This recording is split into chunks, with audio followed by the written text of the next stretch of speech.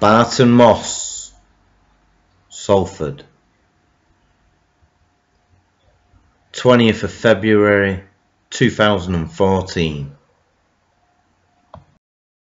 Keith Dewsnup, community reporter. I'm here at Barton Moss, and before I left my office today I saw an update on a friend's page, Tina Louise UK, who's in the background over there with Carmen. Another person I've not physically met, we established, because you never know with Facebook, and I saw this lady, Michelle's status update. Maybe you can tell us what that was, that status update. My status update was to say that I was coming to Barton Moss today. I was coming to protest against fracking. It was the first time I'd ever been protesting in my life about anything. I've never done that before. I was feeling nervous, I was feeling a little bit excited, I was feeling quite prepared, but yeah, I just said that this was my first chance. I think most people probably didn't even believe that I was going to come and do it. Let's put it out. I always intended to do the walk. I thought the whole point of being here was to actually experience like what is actually happening and what the protests are actually doing. What I did do was take advice from people as to what I should do and shouldn't do, what I should say, what I shouldn't say, where I should be, where I shouldn't be.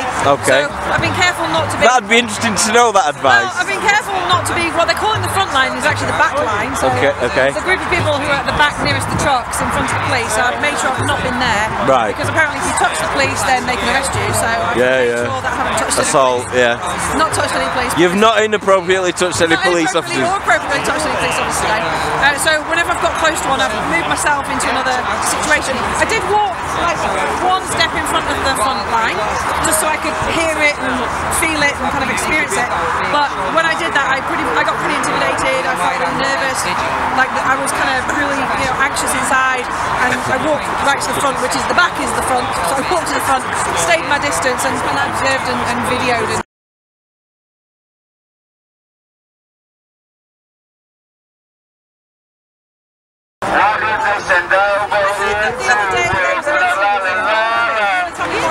Well, there've been several. Because I'm older than most people, I stand my ground as much as I can, because that protects the younger ones. This means when you're walking in line, when we're walking in front of the lorries, where the police are trying to kill us, always trying to help me, they say, ridiculous trick, to get me to the side, so that they can beat up the younger ones. That's what they're doing.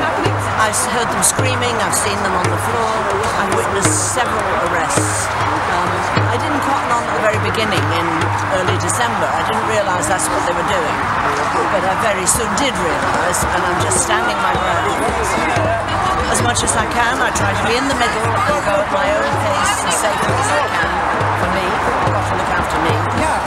They won't, and all the speeches.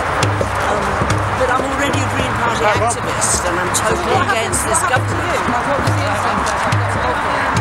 I think, I don't know, several incidents, but there was one where when we got down to the other end, all these police, so many of them, get into their vans and drive off, and I just went down with my walking stick. A futile gesture, but a genuinely angry gesture, the audacity of the way they behaved. All these honest people sacrificing their lives, giving up their work, leaving their children, managing to come here and give themselves to help other people. They're being turned into hooligan, the press and whoever, trying to make out that they're hooligans and that they're labourers and that they're... Well, it looks a lot like that in the media, man, but I have to say I've been here today and that's not my experience of the people. No, these people are very intelligent, very knowledgeable, very witty. They are such fun to be with. They are brilliant people, and they're all ages within that very group that I regard as extremely young. But they are knowledgeable. They've been to other campaigns and other protests. They know a lot about it. And they're very caring of each other. The way they support each other is brilliant. I stood and watched, well, I was sort of part of, felt very privileged to be part of a decision-making group in the middle of the road the other day. And the way in which they all listened to each other, took turns, someone kind of monitored that there were no interruptions, that each person was getting a chance. It was democracy as it should really be all over the country. It was awe-inspiring. And is that why you keep coming back? Oh yes, yes. I just love being with these people. but also this fracking has got to be stopped, and this government and these methods have got to be stopped. Yeah, I've been videoing all day today. I've been interviewing protesters. I tried to interview the police. They didn't want me to interview them. That's fair enough. But I've been interviewing people, you know, people like myself who've come down here for the first time, people who've been coming here every day, people who've been living here since November, and kind of getting why they're doing that, and speaking to some of the experts here as well about what fracking actually is, you know, what are the potential damages and dangers of fracking, and just wanting to experience that. So I've taken, and also the hog roast, which was awesome. So yeah, I missed out on that. I saw it. Oh, I'm sorry. Sorry, but I didn't partake. But this is the first thing, anything like this you've done. I've never protested about anything in my life. I've always been a supporter of Greenpeace's. I've always been happy to support Greenpeace financially. I've always signed petitions. But this has wound me up so much about the idea that fracking could take place in my village. It's got me so... so you're local here, are you? I'm from Freckleton, and there's a potential that there'll be fracking in Freckleton. Freckleton? Freckleton. Freckle, as in like... Near Preston. I thought you said Freckleton. I was going to say you couldn't make that up. Not many people have heard of it, and there's potential there'll be fracking there. So when I discovered that about 6 weeks ago, I've gotten more and more involved in this, and so yeah, today was the first time I've ever protested about anything, and I was pretty nervous about doing it, but the camaraderie and the... You seem like a seasoned professional. Well, people don't normally find me getting nervous about many things, I'll be honest, but I was nervous today. I was. Really? Yeah. Okay. So do you think this is something? Do you think you'd be a convert to this kind of? You think I'm going to be a full-time protester? No, definitely not. No. I run a business, so I don't have time to come out protesting. Okay. I wanted to experience this at the front line. I wanted to find out from the people, and also show my appreciation to those who are here. And I'll be supporting in other ways. I'm working with Tina, who you know on Facebook already, to set up a task force in the Northwest, which is made up of business people. So that's the part I can play. And I can't do that while I'm here. I need to do that from where I'm based, and getting business people involved, and finding out whether fracking is actually going to be beneficial to the communities and our businesses, the communities in which we trade, and finding out also whether it is actually as safe as we're being told it is. How safe do you think we're being told it is? As far as I'm concerned, we're not being told anything. They're trying to do it. If it wasn't for things like this, they would be drilling away and nobody would have a clue. Well, I think most people are being told that it is safe, like whether from the government and other places, that it's okay, that it's regulated, that it's safe. I've done enough research myself to know that it hasn't been safe, that it has caused problems with health and the environment and water. That's enough for me to know that there's a big enough risk for me not to support it. And until I know that there's absolutely no risk to health and the environment, then I'm certainly not going to support it. And that's what we're calling for with the business task force.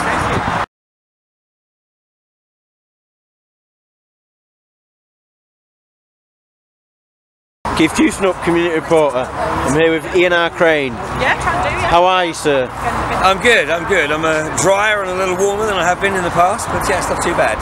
And are you visiting or staying at the moment? Oh, gosh, no, I visit Devon and I stay here in Barton Moss. I've been here all bar about 10 nights. I've been here pretty much since the end of October. Fair play, fair play.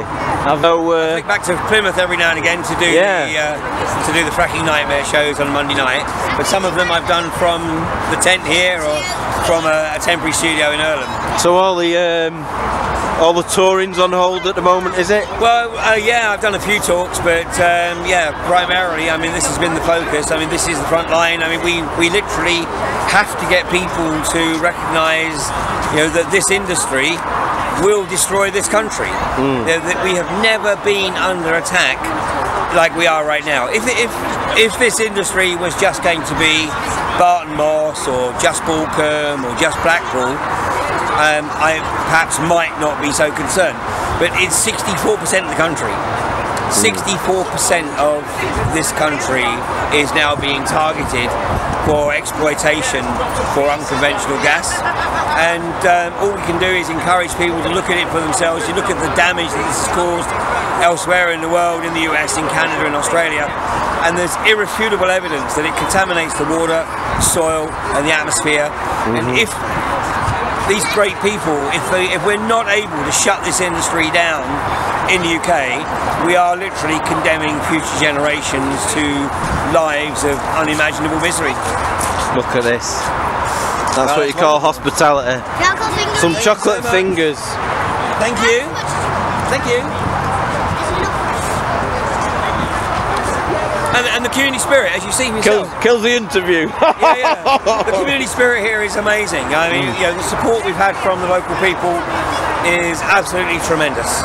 I mean, we could not have, you know, survived through the winter months here on the edge of Greater Manchester, of Barton Moss, were it not for the absolutely wonderful support of the local community and people from further afield. I mean, as you've been down to see today, lunch was provided by people from the Fylde Peninsula, from the Blackwall area. So we had hog roast for lunch today. I spotted it. I didn't partake, but I did spot it. Yeah. I thought that was fabulous. Yeah, and yeah, what can we say? I mean, you'll see a combination here of people from Blackwall, local people, campers. You know, it's people coming from all over. So what made you come down yourself, Ian? Oh, come on, I've been on this case ever since Lord John Brown announced that he would do whatever it takes to get Britain to the heart of the shale gas revolution, and that was the point at which I cancelled all the plans I had in 2013, because I knew if we didn't nail this, we had a real problem. That's why I spent the first half of 2013 touring the country, 64 dates in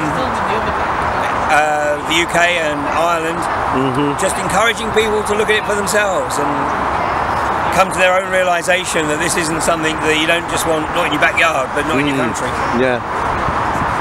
Well, I'm kind of gutted I've not come earlier then, so we could have had more of these little chats. Absolutely. But if you're residents, then we already have a little bit of a rapport. I can keep coming back, and you can be the main man. Anything else you'd like to say at all? No, finally, just once again, don't take anything I say at face value. Look at it for yourself, check it out for yourself, search anything like fracking nightmare, fracking contamination, and search for the list of the harmed. The list of the harmed is over 2,500 cases of incidences where people have suffered as a result of contamination or negative health issues as a direct result of the gas industry. Check it out for yourself, come to your own determination that this is something that we have to stop from being unleashed in the UK. Okay. And are you still affiliated with Edge and all that? Is that Edge is no more. I mean, it's nothing more sinister than running out of money. But check out ukcolumn, ukcolumn.org/live. I have two shows that go out on a Monday night. Humanity versus Insanity, the Crane Report, goes out at 7:30 on Monday evenings, and then at 9 o'clock, Fracking Nightmare. Cool. Any alternative view 4 or 5 would it be? Maybe 5, alternative 5 will take place on between May 16th and May 19th at Daventry. More information at www.alternativeview.co.uk. Super. Alright mate. Thanks. .co.uk. Put it there, pal. Okay, thanks a lot. Legend. Big shout out to Michelle Clarke, the old lady. I do apologise as I didn't actually catch your name. Ian R. Crane for being there from the start, and as the credits suggest, every single person on that camp, you are amazing.